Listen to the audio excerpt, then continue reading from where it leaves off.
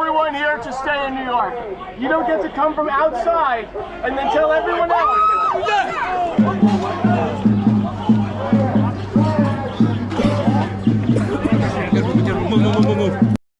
So this weekend, we had a failed Muslim terrorist attack. Jake Lang, feel how you feel about him, I'm not a big fan, held a anti-Muslim invasion rally in front of Mayor Mamdani's house. During that protest, there is a left-wing activist, influencer, I don't know who he is, he's some gay guy. He's up there chanting about how America is for everybody and how immigrants are whatever, make us strong. And he is used as a springboard for a Muslim terrorist to throw a nail bomb at a crowd of right-wing protesters. And that really is a beautiful thing that happened in a way, because it really shows the truth. These left-wing people are springboards for terrorism and just the overthrowing of America. And he goes on Twitter saying how this hasn't changed his mind whatsoever.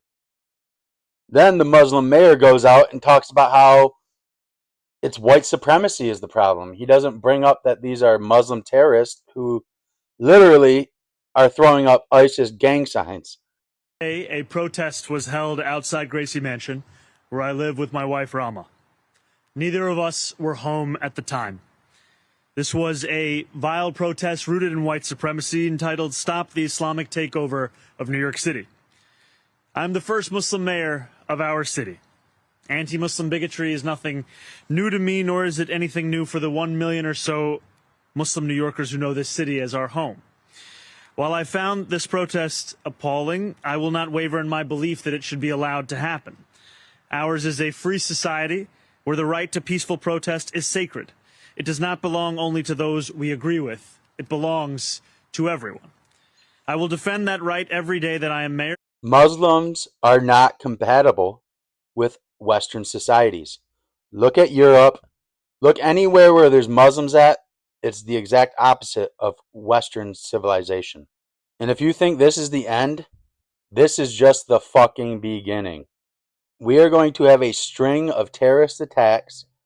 Then we're going to have National Guard out on the streets. And then it's going to be a full-blown civil war. And then it's going to be Palantir. And these terrorists, they weren't poor people. The one lives in a $1.6 million house. And the other one lived in a $700,000 house.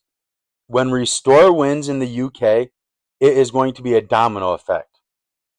Muslims are going to end up getting kicked out of the UK and sent to France and other places in Europe.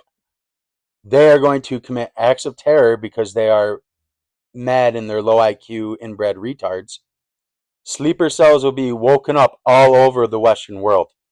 Dearborn is full of them. Texas is full of them. All major cities are full of sleeper cells. Think about all the people that were let in during the Biden administration. There's probably 1 million sleeper cells that were let in out of the 12 million that were let in altogether. White people and Christians are going to have to organize to defeat these people. There's no way we can do this without a big clash. And that's the truth, because our government will not back us. They have no spine. They will not get rid of these people because it's part of their plan to have this all happen so they can enact Palantir. This summer, we are going to see mass violence, shootings, bombings, all different kind of terrorist attacks by immigrants. We saw in Kansas City, there was 20 bombs discovered that were planted by an illegal immigrant surrounding a World War I memorial. That happened this weekend also. My advice for everybody is to stock up on guns and ammunition and to just prepare yourself, because things are going to get very shaky with everything that's going on. Food's going to be extremely expensive. Gas is going to shoot up to almost $5 a gallon. And terrorism is going to be running rampant. Keep your head on a swivel and train. Never relax. The imperial Western powers that have been hurting our people since the beginning, they must fall. And inshallah they will fall. And my message to the people of Gaza and the oppressed peoples across the world is that there are people here, both young and old, who are going to be willing to fight and are willing to put their lives and everything they can on the line to bring these empires down, because they must come down. Look a bit like mass immigration. Like, no, we've not seen mass immigration. We have no idea what mass immigration is. Mass immigration is not 2 million people entering the U.S. a year. Mass immigration starts, I would not call it mass until it was like 10 a year. And like mass immigration is really the 10 to 50 to 100 million a year. But that's what could spark civil war. No. I don't know. I'm seeing it here. No, because people have no balls. People have no balls. And actually, like, you know, they will not resist. They will not resist. All of, you know, the thought that they will get their muskets and put on their tri-cornered hats or whatever. You know, when you go back into the period when people actually did this, you're just like, fuck, these people are completely alien to us. Never happened. It won't happen at all.